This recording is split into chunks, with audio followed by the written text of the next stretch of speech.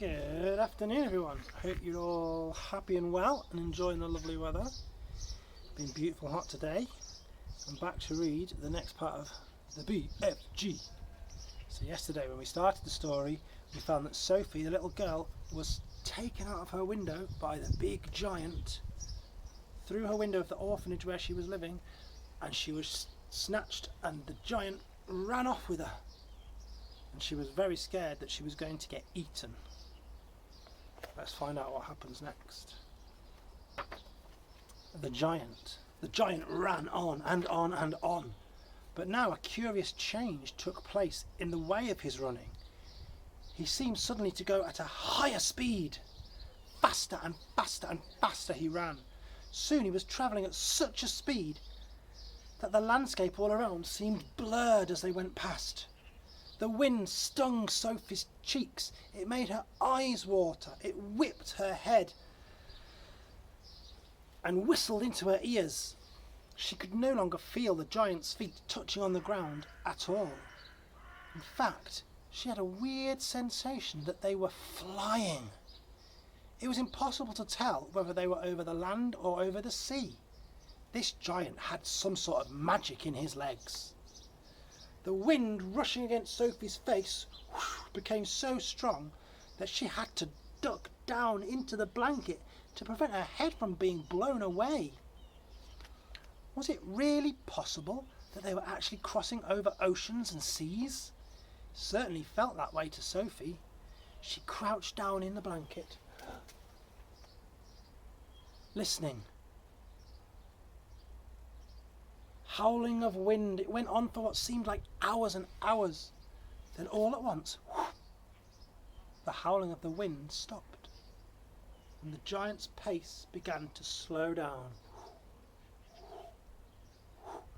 Sophie could now feel again the giant's feet pounding onto the earth. Boom, boom. So she poked her head back up, out from the blanket, to have a look around. They were in a country of thick forests all around and rushing rivers. The giant had definitely slowed down now, and he was just running more like a normal run, although normal was a pretty silly word to use to describe a galloping giant.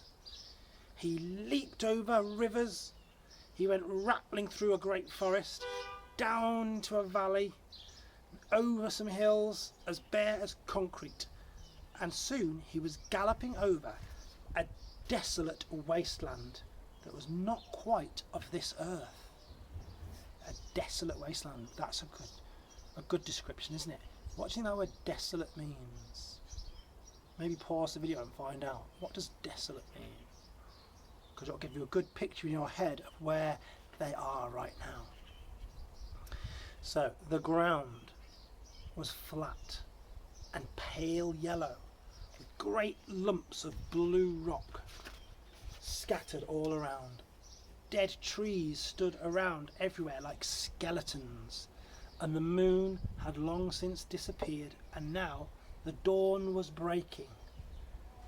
Sophie, still peering out from her blanket, saw suddenly up ahead a great big craggy mountain. The mountain was dark blue, and all around it the sky was gushing and glistening with light. Bits of pale gold were flying among the delicate frosty white flakes of cloud in the sky, and over on one side the rim of the morning sun was just coming up, as red as blood. And right beneath the mountain, that's where the giant stopped. He was puffing mightily. His great chest was heaving in and out. So he paused to catch his breath. Directly in front of them now, lying against the side of the mountain, Sophie could see one massive stone, as big as a house it was. The giant reached out to this stone and just rolled it to one side, as easy as it had been a football. And where the stone had been, there now appeared one vast black hole. The hole was so large that the giant didn't even have to duck his head to walk in. He strode into the black hole, still carrying Sophie in one hand and his trumpet and his suitcase into the other. And as soon as he was inside the cave, he stopped, turned back around and rolled that great big massive stone back over the front of the hole, so that the entrance to his secret cave was now completely hidden from the outside. Sophie felt herself getting lowered down and put onto the ground. The giant let go of the blanket completely, and his footsteps moved away. And Sophie just sat there in the dark, shivering with fear. "He's getting ready to eat me," she told herself. "He'll probably just eat me raw, just like I am right now. Or perhaps he might boil me first, or perhaps he'll have me fried. He might drop me like a rasher of bacon into a frying pan, sizzling with fat."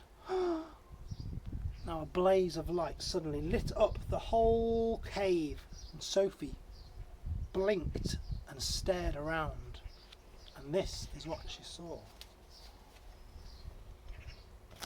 There, right at the bottom, is Sophie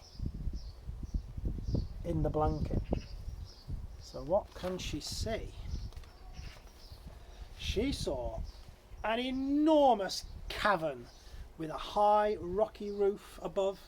The walls on either side were lined with huge shelves, and on the shelves there stood row upon row upon row of glass jars. There were jars everywhere, piled up into the corners. They filled every nook and cranny of the cave. And in the middle of the floor of the cave there was a table 12 feet high with a chair to match. 12 feet high, that's 2 Mr. Greens. The giant now took off his black cloak and hung it up on the wall. Sophie saw that under the cloak he was wearing a sort of collarless shirt and a dirty old leather waistcoat that didn't seem to have any buttons on. His trousers were a faded green colour, and they were far too short for him in the legs. On his bare feet he was wearing a pair of ridiculous sandals that for some reason had holes cut along each side, with a large hole at the end where his toes stuck right out. Sophie, crouching down on the floor, trembling like a leaf, stared up and gazed through thick steel-rimmed glasses. A finger of ice was running up and down the length of her spine. "Ha!" shouted the giant, walking forward, rubbing his hands together. "What does we have here?" His booming voice rolled around the walls of the cave like a burst of thunder. "What do we have here?" And the giant picked up a trembling Sophie with one hand, and he carried her over and put her down on the table. "Oh, now he really is going to eat me," Sophie thought. And the giant sat down and he stared hard at Sophie. He had truly enormous ears. Each one of them was as big as the wheel of a truck, and he seemed to actually be able to move them inwards and outwards from his head as he wished. Can you do that? Have a go. "I is hungry," the giant boomed. He grinned, showing massive square teeth. His teeth were very white and very square, and they sat in his mouth like huge slices of white bread. Please don't eat me," Sophie stammered. And the giant let out a huge bellow of laughter. "Just 'cause I is a giant? 'Cause I's a giant, you thinks I's a man-gobbling cannibal? You's about right though, you know. Giants is all cannibals and murderful, and they does gobble up human beings. We's in giant country right now, you know. Giants is everywhere, all around. Out there right now is the famous bone-crunching giant. Bone-crunching giant, he crunches up 2 human beings every night. Noise ear bursting it is. Noise of crunching bones goes crackety-crackety-crack for miles around. Ouch, Sophie said. Now, bone-crunching giant, he only gobbles up human beings from Turkey, you know. Every night, Bone Cruncher, he's galloping off over to Turkey to gobble up the Turks. Sophie's sense of patriotism was suddenly so bruised by this remark, she became quite angry. "Why Turks?" she blurted out. "What's wrong with eating the English?" Bone Cruncher giant, he says, Turks is tasting oh so tasty, much more juicier and more scrumdiddly-umptious. Bone Cruncher, he says, Turkish human beings, there's a glamourly flavour. He says Turks, from Turkey, is tasting of turkey. Well, yes, I suppose they would, Sophie said. Course they would, the giant shouted. Every human being is diddly and different, you know. Some is scrum-diddly-umptious, some is ucky slush. Greeks, they's full of ucky slush. No giant is eating Greeks, not ever. Why not? Sophie asked. Greeks from Greece, they's all tasting greasy, the giant said. Well, I imagine that's possible, Sophie said. She was wondering, with a bit of a tremble, what all this talking about eating people was actually leading up to now. Whatever happened, she simply must play along with this peculiar giant and smile at all his jokes. But were they jokes? Perhaps the great big brute was actually just working up an appetite when he was talking about all this food. As I am saying, the giant went on, all human beings is having different flavours, you know. Human beings from Panama, they is tasting very strong of hats. Why hats? Sophie asked. Oh, you is not very clever, the giant said, moving his great big ears in and out.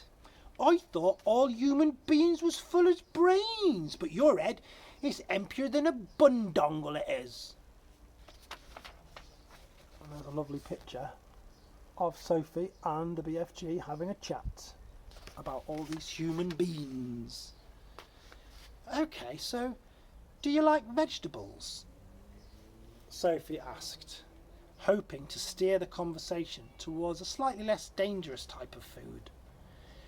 You is trying to change the subject, the giant said sternly. We's here having an interesting blabblement about the taste of human beans. The human bean is not a vegetable. Oh no, but the bean is a vegetable, Sophie said.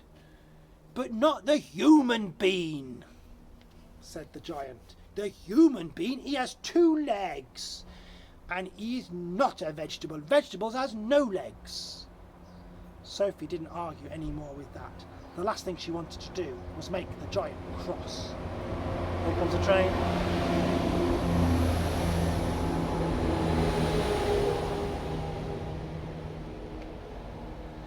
Now, the human being, the giant went on, is coming in dillions and dillions of different flavours.